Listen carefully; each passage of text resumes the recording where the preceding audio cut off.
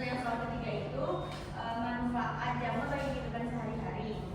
Manfaatnya itu sebagai bahan makanan, jamur tiram, jamur kerang untuk membantu proses fermentasi makanan dan minuman. Contohnya itu Saccharomyces cerevisiae pada roti dan sate untuk menghasilkan antibiotik, misalnya Penicillium cerestogenum menghasilkan penicillin untuk berperan sebagai penguraian bahan organik di alam, digunakan dalam industri pangan dan farmasi.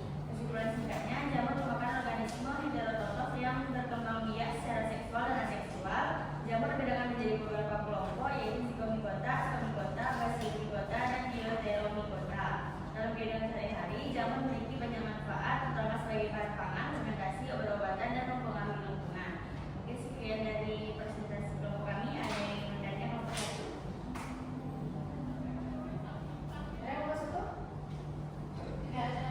Oke, sekian presentasi dari kami. Assalamualaikum warahmatullahi wabarakatuh.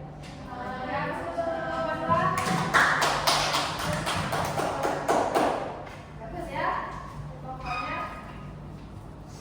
Nah, setelah durasi tadi kan teman-teman juga sudah